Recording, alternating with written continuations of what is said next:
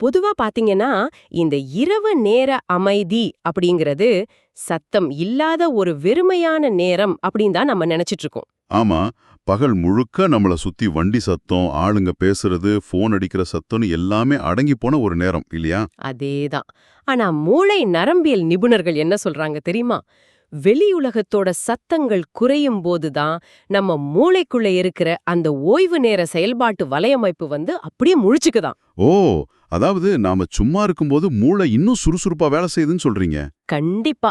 பகல் முழுக்க வெளி உலகத்துல போராடுற நாம, நைட் அந்த அமைதியில தான் எந்த டிஸ்டர்பன்ஸும் இல்லாம நம்ம எண்ணங்கள் கூடவே நாம பேச ஆரம்பிக்கிறோம். அந்த நேரத்துல நம்ம உள் மனச செதுக்கிறது எது? ரொம்ப ஆழமான கேள்வி இது. இத தேடித்தான் இன்னைக்கு நாம வந்திருக்கோம். உங்களுக்காக பிரத்யேகமா தயார் செய்யப்பட்ட இந்த ஆழமான அலசலுக்கு உங்கள வரவேற்கிறேன். இன்னைக்கு நாம எடுத்திருக்கிற மூலக்குறிப்பு ஆர்க்கிடெக்ட்ஸ் ஆஃப் த இன்னர் செல்ஃப், அதாவது உள் மனதின் கட்டமைப்பாளர்கள். இதுல சொல்லப்படுற அந்த வரியே ரொம்ப சுவாரஸ்யமா இருக்கும். இரவு நேர அமைதியில சில சிந்தனைகள் மனிதனை உள்ளுக்குள்ள மாத்த ஆரம்பிக்கும் அப்படின்னு. உண்மையாவே அது ஒரு மேஜிக் தான். ஏன்னா இரவு நேரத்துல நம்ம மூளைக்குள்ள ஒரு தனித்துவமான வேதியியல் மாற்றம் நடக்குது. அதாவது ஒரு கெமிக்கல் ரியாக்ஷன். ஆமா, பகல்ல நம்ம போட்டிருக்கிற முகமூடிகள், அந்த தற்காப்பு எண்ணங்கள் எல்லாத்தையும் நைட்ல மூளை அப்படியே கழட்டி வச்சிரும். தர்க்க ரீதியான சிந்தனைகளை விட உணர்வுபூர்வமான சிந்தனைகள் தான் அந்த நேரத்துல அதிகமா இருக்கும். அதனாலதான் பகல்ல சாதாரணமா கேக்குற ஒரு வார்த்தை கூட நைட்ல நினைச்சு பார்க்கும்போது ரொம்ப ஆழமா மனசுல பதியுது, அப்படிதானே? சரியா சொன்னீங்க. இந்த குறிப்புல புத்தர், திருவள்ளுவர், சாணக்கியர், அப்புறம் விவேகானந்தர் இந்த 4 பேரையும் உள் மனதின் சிற்பிகள்னு ஒரே நேர்கோட்டுல இணைச்சிருக்காங்க. இது ரொம்ப வித்தியாசமான ஒரு பார்வை. இவங்க ஒவ்வொருத்தரும் ஒரு மனிதனோட உளவியல்ல எப்படி தாக்கத்தை ஏற்படுத்துறாங்கன்னு நாம பார்க்கணும். கண்டிப்பா. இத நாம புத்தரோட அந்த அமைதியான குரல்ல இருந்தே ஆரம்பிப்போம். அவர் என்ன சொல்றாருன்னா, கோபத்தை விடுங்க, கடந்த காலத்தை விடுங்க, அமைதியான மனசுல தான் வாழ்க்கையோட உண்மையான சந்தோஷம் பிறக்கும்னு சொல்றாரு. இத படிச்ச உடனே எனக்கு அந்த பழைய காலியான டீ கப் உதாரணம்லாம் ஞாபகத்துக்கு வரல. ஓ, வேற என்ன ஞாபகம் வந்துச்சு? எனக்கு நம்ம ஸ்மார்ட் போன்ஸ் தான் ஞாபகத்துக்கு வந்துச்சு. ஸ்மார்ட் போனா அது எப்படி புத்தர் தத்துவத்தோட செட் ஆகும்? இப்ப பாத்தீங்கன்னா, நாம ஏதோ ஒரு முக்கியமான வேலை செய்ய போன் எடுப்போம். ஆனா அது ரொம்ப ஸ்லோவா வேலை செய்யும், அப்படியே சூடாகும். ஏன் அப்படின்னு செக் பண்ணா பேக்ரவுண்ட்ல ஒரு 10-15 ஆப்ஸ் ஓடிட்டு இருக்கும். அது நம்ம பேட்டரியை முழுசா உறிஞ்சிட்டு இருக்கும். ஆமா, அதை க்ளோஸ் பண்ணாதான் போன் ஸ்பீடா வேலை செய்யும். அதேதான். மனித மனசும் அப்படிதானே. பல வருஷத்துக்கு முன்னாடி ஆபீஸ்ல யாரோ சொன்ன ஒரு வார்த்தை, இல்ல ஏதோ ஒரு உறவுல ஏற்பட்ட கசப்பு, இப்படி எல்லாத்தையும் பேக்ரவுண்ட்ல ஓட விட்டுட்டு இன்னைக்கு வாழ்க்கைய வாழ எனர்ஜி இல்லையேன்னு நம்ம கஷ்டப்படுறோம். ரொம்ப அருமையான ஒரு ஒப்பீடு இது. உளவியல் ரீதியா இதத்தான் அறிவாற்றல் சுமை, அதாவது காக்னிட்டிவ் லோட் அப்படின்னு சொல்றாங்க. காக்னிட்டிவ் லோட் கொஞ்சம் விளக்கமா சொல்ல முடியுமா? கண்டிப்பா. ஒரு மனித மூளையால ஒரே நேரத்துல குறிப்பிட்ட அளவு தகவல்களை மட்டும்தான் கையாள முடியும். நீங்க கடந்த காலத்தோட வலிகளையும் கோபங்களையும் மனசுக்குள்ள அப்படியே சுமந்துட்டே இருக்கும்போது உங்க மூளையோட எனர்ஜி முழுக்க அந்த பழைய விஷயங்களை நியாயப்படுத்துறதுலயும் அவங்கள கற்பனையா பழி வாங்குறதுலயுமே காலியாயிடுது. ஆஹா, அப்ப நம்ம மூளையோட ப்ராசஸர் அந்த பழைய குப்பைகளை தான் ஓட்டிட்டு இருக்கு. அதேதான். புத்தர் இங்க கோபத்தை விடுங்கன்னு சொல்றது ஏதோ நீங்க ஒரு பெரிய மகான் ஆகணும் அப்படிங்கிறதுக்காக இல்ல, உங்க மூளையோட செயல்திறனை நீங்க திரும்ப மீட்கணும் அப்படிங்கிறதுக்காக. வாவ், இது ரொம்ப பிராக்டிக்கலான ஒரு விஷயமா இருக்கே. ஆமா, நீங்க கோபத்தை இறுக்கமா பிடிச்சிட்டு இருக்கிற வரைக்கும் நிகழ்காலத்துல கவனம் செலுத்த தேவையான அந்த மூளை அலைவரிசை உங்ககிட்ட இருக்காது. அதனாலதான் மனச காலியாக்குற அந்த அமைதியை அவர் முதல்ல கொண்டு வர சொல்றாரு. நீங்க சொல்றது கேட்க ரொம்ப நல்லா இருக்கு. கடந்த காலத்தை விடுறது ஆன்மீகம் மட்டும் இல்ல, அது நம்ம மனசோட பேட்டரிய மிச்சப்படுத்துற ஒரு வழிமுறை. ஆனா எனக்கு இங்க ஒரு நடைமுறை சிக்கல் தோணுது. சொல்லுங்க, என்ன சிக்கல் அது? சரி, நான் புத்தர் சொன்னதை கேட்டு என் மனச காலியாக்கிட்டேன், கோபத்தை விட்டுட்டு ஒரு தெளிவான அமைதியான ஆளா மாறிட்டேன். ஆனா இன்னைக்கு இருக்கிற காலகட்டத்துல ஒரு ஆபீஸ்லயோ இல்ல குடும்பத்திலயோ நான் இப்படி கோபமே இல்லாம அமைதியா இருந்தா மத்தவங்க என்ன ஈஸியா ஏறி மிதிச்சுட்டு போயிடுவாங்களே. இது நிறைய பேருக்கு வரக்கூடிய ஒரு சந்தேகம்தான் இல்லையா? பின்ன கோவமோ எதிர்ப்போ காட்டாத ஒரு மனுஷனை இவன் எதுக்கு வேணா தலையாட்டுவான், ஒரு பலவீனமான ஆளு அப்படின்னு தான் இந்த உலகம் பார்க்கும். இந்த அமைதி எப்படி ஆபத்து இல்லாம தப்பி பிழக்கும்? இந்த கேள்விக்கான சரியான விடைதான் இந்த குறிப்போட அடுத்த பகுதியில இருக்கு. அதாவது புத்தரோட அமைதி அப்படிங்கிறது ஒரு திறந்த விழி மாதிரி. அதை அப்படியே விட்டுட்டா மறுபடியும் அவட யாராவது வந்து குப்பையை கொட்டிடுவாங்க. சரியா சொன்னீங்க. அப்போ அதுக்கு ஒரு வேலி போடணும் இல்லையா? அங்கதான் திருவள்ளுவரோட ஆழ்ந்த ஞானம் உள்ள வருது. அவர் வந்து ஒரு வலிமையான தடுப்பு சுவரை கட்டுறாரு. அடக்கம் மனிதனை உயர்த்தும், அளவறிந்து வாழும் வாழ்க்கை ஒரு நாளும் சிதையாது, பொறுமை கொண்ட மனதில் நிம்மதி நிலைக்கும் அப்படின்னு வள்ளுவர் சொல்றாரு. ஓ, அப்போ அடக்கம் அப்படிங்கிறது எல்லாரும் நினைக்கிற மாதிரி பலவீனம் கிடையாதா? கண்டிப்பா கிடையாது. இத உத்து கவனிச்சிங்கன்னா அவர் பேசுறது எல்லாமே உளவியல் ரீதியான எல்லைகளை நிர்ணயிப்பது பத்தி தான். இங்கிலீஷ்ல பவுண்டரி செட்டிங் அப்படின்னு சொல்றோம் இல்லையா, அதுதான். அதாவது நாம அமைதியா இருக்கோம் அப்படிங்கிறதுக்காக யாரு வேணா நம்ம மேல சவாரி செய்ய முடியாதுன்னு சொல்றீங்க. அதேதான். அளவறிந்து வாழ்தல் அப்படிங்கிறது ஒருத்தன் தன்னோட எல்லைகளை தெளிவா வகுத்துக்கிறது. தனக்கு எது தேவை, எது தேவையில்ல, எந்த இடத்துல நாம பேசணும், எந்த இடத்துல விலகிக்கணும் அப்படிங்கிற அந்த ஒரு தெளிவு. இது ரொம்ப முக்கியமான பாயிண்ட். நீங்க அமைதியா இருக்கீங்க அப்படிங்கிறதுக்காக உங்க மேல எல்லா வேலைகளையும் சுமத்தலான்னு அர்த்தம் இல்ல. உங்களோட அளவையும் உங்களை சுத்தி இருக்கிறவங்களோட அளவையும் அறிஞ்சு நீங்க செயல்படும் போது கண்ணுக்கு தெரியாத ஒரு வேலியை நீங்க அமைக்கிறீங்க. ஆஹா, அதுதான் வள்ளுவர் சொல்லும் பொறுமை கொண்ட மனதின் நிம்மதியா? சரியா புடிச்சிட்டீங்க. பொறுமை அப்படிங்கிறது நடக்கிற எல்லா அநீதியும் சகிச்சுக்கிறது கிடையாது. அது சூழ்நிலையை ரொம்ப நிதானமா ஆராய்ஞ்சு உணர்ச்சி வசப்படாம தன்னோட எல்லைய பாதுகாத்துக்கிற ஒரு வலிமையான அரண். இதை நீங்க இப்படி விளக்கும்போது அது எவ்வளோ பெரிய தற்காப்பு ஆயுதம்னு எனக்கு புரியுது. அப்ப கோபத்தை விடுறது அப்படிங்கிறது நம்மள நாமளே நிராயுதபாணி ஆக்கிக்கிறது இல்ல, மாறாக பொறுமை அப்படிங்கிற உறுதியான ஒரு கவசத்தை மாட்டிக்கிறது. அருமையா சொன்னீங்க. சரி, இப்போ என் மனசை காலியாக்கிட்டேன். அதை பாதுகாக்க பொறுமை அப்படிங்கிற எல்லையும் செட் பண்ணிட்டேன். ஆனா ஒரு மனுஷன் தன்னோட எல்லைக்குள்ள அப்படியே பாதுகாப்பா உட்கார்ந்துட்டே இருந்தா போதுமா? பத்தாது. வாழ்க்கையில முன்னுக்கு வரணும் இல்லையா? ஆமா, சாதிக்கணும், முன்னேறணும் அப்படிங்கிற அந்த உந்துதல் எப்படி வரும்? இந்த ஒரு கட்டத்துல தான் சாணக்கியரோட அந்த யதார்த்தமான, கொஞ்சம் முகத்துல அரையிற மாதிரியான வார்த்தைகளை இந்த குறிப்பு முன்னாடி வைக்குது. சாணக்கியர் என்ன சொல்றாருன்னு பாப்போம்.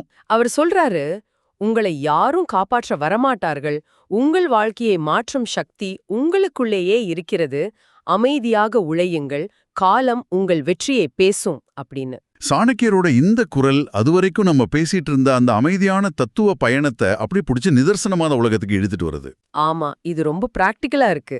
உள்ளவியல்ல பழகி போன உதவியற்ற தன்மை, அதாவது லேர்ன்ட் ஹெல்ப்லெஸ்னஸ் அப்படின்னு ஒரு தியரி இருக்கு. லேர்ன்ட் ஹெல்ப்லெஸ்னஸ் அப்படின்னா என்ன? மனிதர்களுக்கு ஒரு பிரச்சனை வரும்போது எங்கிருந்தோ ஒரு மேஜிக் நடந்து யாராவது நம்மளை காப்பாத்துவாங்க. இல்ல அரசாங்கம், நம்ம பாஸ், நம்ம சொந்தக்காரங்க யாராவது நம்ம வாழ்க்கையை சரி பண்ணுவாங்க அப்படின்னு நம்பி எந்த ஒரு முயற்சியும் பண்ணாம அப்படியே முடங்கியிருப்பாங்க. ஓ, ஏதோ ஒரு அதிசயம் நடக்கும்னு காத்திருக்கிறது. ஆமா, சாணக்கியர் அந்த மாயையை சுக்குநூறா உடைக்கிறாரு. உங்களை யாரும் காப்பாத்த வரமாட்டாங்க அப்படிங்கிற அந்த யதார்த்தத்தை அவர் அடிச்சு சொல்றாரு. ஆனா இந்த வரிய தடவை கேட்கும்போது ஒரு விதமான பயம் வருது இல்லையா? நம்ம எல்லாரும் தனித்து விடப்பட்டோமா அப்படிங்கிற ஒரு நடுக்கம் வருது. அது இயற்கையான ஒரு பயம்தான். ஆனா இதே நம்ம அன்றாட வாழ்க்கையோட பொருத்தி பார்த்தா, இப்ப உதாரணத்துக்கு ஆபீஸ்ல என் ஹார்ட் ஒர்க்கை பார்த்து என்னைக்காவது ஒரு நாள் என் மேனேஜர் எனக்கு ப்ரமோஷன் கொடுப்பாரு, நான் காத்துட்டே இருக்கேன்னு வச்சுப்போம். சரி. அந்த காத்திருப்பு என்ன அவருக்கு ஒரு அடிமையா மாத்துது.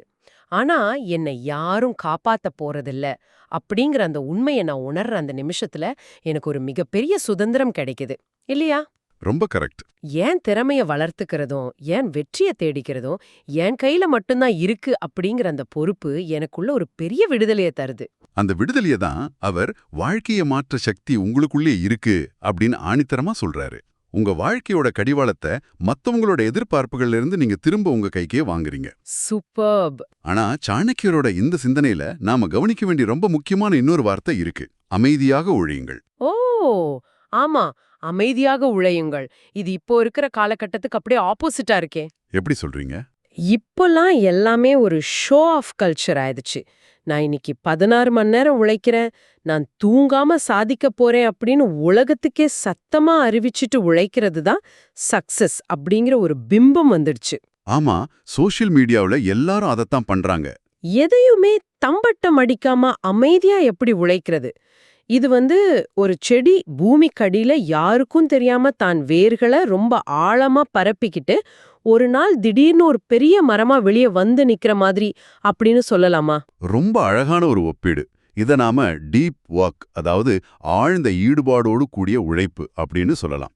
உங்க இலக்க நோக்கி நீங்க நகரும்போது வெளி உலகத்தோட எந்த ஒரு கவனச்சிதறலும் கைத்தட்டலும் இல்ல விமர்சனமும் உங்களை பாதிக்கக்கூடாது. அப்போ அந்த அமைதியான உழைப்பு தான் ரியல் சக்சஸ். கண்டிப்பா.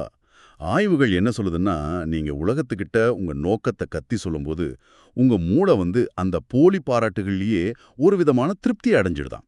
அதனால உங்க உண்மையான செயல்திறன் குறைஞ்சிடும். வாவ், இது ரொம்ப ஷாக்கிங்கா இருக்கு. நாம பெருமையா சொல்றது நமக்கே எதிரா திரும்புதா? ஆமா. அதனால தான் சாணக்கியர் சொல்லும் அமைதியான உழைப்பு அப்படிங்கிறது புத்தரோட அமைதியையும் வள்ளுவரோட கட்டுப்பாட்டையும் உள்வாங்கி அதை தன்னோட இலக்க நோக்கி ஒரு லேசர் மாதிரி குவிக்கிறது. அதனாலதான் காலம் உங்கள் வெற்றியை பேசும் அப்படின்னு சொல்றாரு போல. நாம பேச வேண்டாம், நம்ம உழைப்போட பலன் ஒரு நாள் உலகத்துக்கே கேக்குற மாதிரி சத்தமா பேசும். 100க்கு 100 உண்மை. சரிங்க, இதையெல்லாம் நாம எப்படி புரிஞ்சுக்கிறது? புத்தர் வழியில மனச காலியாக்கணும், வள்ளுவர் வழியில பவுண்டரி செட் பண்ணோம், சாணக்கியர் வழியில யதார்த்தத்தை புரிஞ்சு அமைதியா உழைக்க ஆரம்பிச்சோம். இது பாக்குறதுக்கு ஒரு முழுமையான பாதையா தான் தெரியுது. ஆனா ரொம்ப காலமா எந்த ஒரு கைத்தட்டலும் இல்லாம அமைதியா உழைச்சிட்டே இருக்கும்போது மனுஷங்கிற முறையில நமக்கு ஒரு சோர்வு வரத்தானே செய்யும். கண்டிப்பா வரும். எல்லாரும் மனுஷங்க தானே. சில நேரங்கள்ல இது நமக்கு தேவையா, நம்மால இது முடியுமா அப்படிங்கிற அந்த ஒரு சந்தேகம், செல்ஃப் டவுட் வரும். அந்த பயணத்தை தொடர்ந்து போக தேவையான அந்த எரிபொருள், அந்த ஃபியூல் எங்க இருந்து கிடைக்கும்? அங்கதான் இந்த தொகுப்போட கடைசி குரலா விவேகானந்தர் வராரு. அவர் என்ன சொல்றாரு? பலவீனமாக நினைப்பதே மிகப்பெரிய தவறு. எழுந்து நில், உன் உள்ளே உள்ள சக்தியை உணர், உன் வாழ்க்கை மாற ஆரம்பிக்கும் அப்படின்னு ரொம்ப பவர்ஃபுல்லா சொல்றாரு. இத படிக்கும் போதே ஒரு கூஸ் பம்ப்ஸ் வருது. விவேகானந்தரோட இந்த குறிப்பிட்ட சிந்தனை மனிதனோட சுய திறன் மேல இருக்கிற அந்த அசைக்க முடியாத நம்பிக்கையை மையப்படுத்துது. ஒருத்தன் தன்னைத்தானே பலவீனமானவன் அப்படின்னு நம்ப தொடங்குற அந்த ஒரு நிமிஷத்துல அவனோட மூளை அவனுக்கான வாய்ப்புகளை தேடுறதே அப்படியே நிறுத்திடுது. ஓ, அதாவது மூளை ஒரு கதவை சாத்துற மாதிரி. அதேதான். அதை ஒரு மூடிய கதவா மூளை ரெஜிஸ்டர் பண்ணிடுது. விவேகானந்தர் இங்க வெறும் தத்துவத்தை மட்டும் பேசல, ஒரு மனுஷனுக்குள்ள இருக்கிற உயிரியல் ஆற்றலை, அந்த பயாலஜிக்கல் எனர்ஜியை தட்டி எழுப்புறாரு. இது எனக்கு எப்படி தோணுதுன்னா, நம்ம ஒரு சாதாரண ரொம்ப இருட்டான வீட்ல பல வருஷமா குடியிருக்கோம். ஐயோ வெளிச்சம் இல்லையே, நமக்கு வசதிகள் இல்லைன்னு நம்ம புலம்பிட்டே இருக்கோம். சரி. ஆனா திடீர்னு ஒரு நாள் அந்த வீட்டோட அண்டர் கிரவுண்ட்ல கீழ்த்தளத்துல ஒரு பிரம்மாண்டமான மின் உற்பத்தி நிலையம், ஒரு பெரிய பவர் ஹவுஸ் இருக்கிறத நாமே கண்டுபிடிக்கிறோம். வா, சூப்பரான கற்பனை இது. அந்த மெயின் ஸ்விட்சை ஆன் பண்ணா வீடு முழுக்க எப்படி ஒரு பிரகாசமான வெளிச்சம் பாயுமோ அதுபோலதான் உன் உள்ளே உள்ள சக்திய உணர் அப்படிங்கிற அந்த வரி. ஆமா, கரெக்ட். நாம இருட்டுல இருக்கிறோம்னு நினைக்கிறது தான் நாம தப்பு. அந்த பவர் ஸ்விட்ச் நம்ம கைக்கு பக்கத்துல தான் இத்தனை நாளா இருந்திருக்கு அப்படிங்கறத உணர்த்துற ஒரு மாபெரும் திறவுகோல் இது. ரொம்ப சரியானுச்சிங்க. இப்போ இது எல்லாம் ஒட்டு மொத்தமா ஒன்னா சேர்த்து பாருங்களேன். ஒரு முழுமையான கட்டிடத்தை எழுப்புற சிற்பிகள் தான் இவங்க 4 பேரும். எப்படி சொல்றீங்க? புத்தர் மனசுல இருக்கிற பழைய இடிபாடுகளை அகற்றி நிலத்தை முதல்ல சமன் செய்றாரு. Okay, basement ready. அடுத்து திருவள்ளுவர் அந்த நிலத்துக்கு எல்லைகளை வகுத்து ஒரு உறுதியான அஸ்திவாரத்தையும் சுவர்களையும் கட்டுறாரு. சூப்பர்.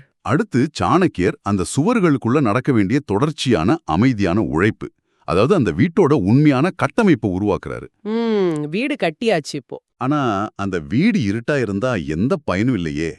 விவேகானந்தர் தான் அந்த ஒட்டுமொத்த கட்டமைப்புக்கும் தேவையான உயிர் சக்திய, நீங்க சொன்னீங்களே அந்த பிரகாசமான மின்சாரம், அதை கொடுக்கறாரு. ஆஹா, எவ்ளோ அருமையா கனெக்ட் ஆகுது பாருங்க. இந்த 4 இணையும் போதுதான் ஒரு மனுஷன் முழுமை அடைறான்.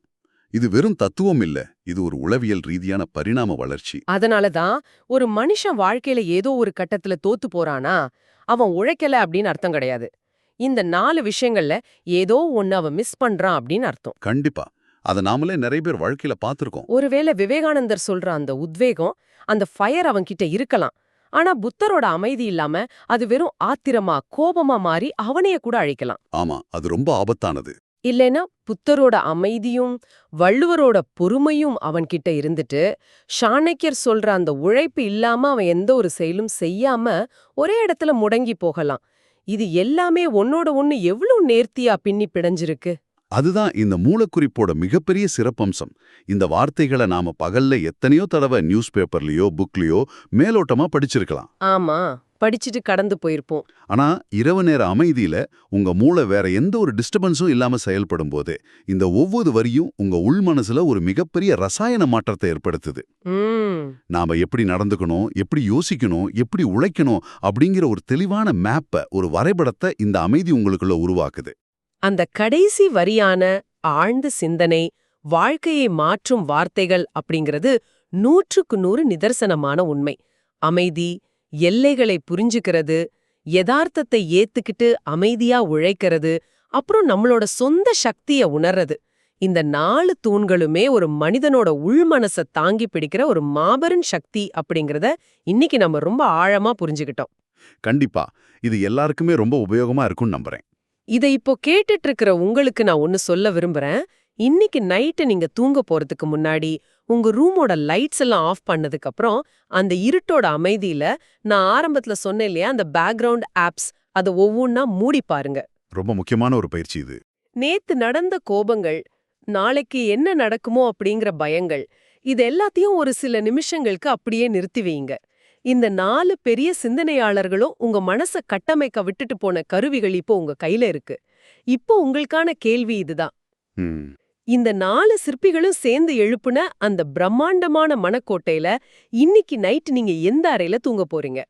பழைய குப்பைகளை முழுசா வெளியே தூக்கி போட்ட புத்தரோட அந்த அமைதியான அறையிலா, இல்ல உங்களை யாரும் காப்பாத்த வரமாட்டாங்க அப்படிங்கிற நிதர்சனத்தை தைரியமா ஏத்துக்கிட்ட சாணக்கியரோட அறையிலா, இல்ல இது எல்லாமே உங்க கையில கொடுக்கப்பட்ட வெறும் வரைபடங்கள் தான், உங்க வாழ்க்கைய முழுசா மாத்தப் போற உண்மையான தலைமைச் சிற்பி நீங்க மட்டும்தான் அப்படிங்கிற அந்த மாபெரும் திறவுகோலோட அந்த அமைதியில நீங்களே சிந்திச்சு பாருங்க.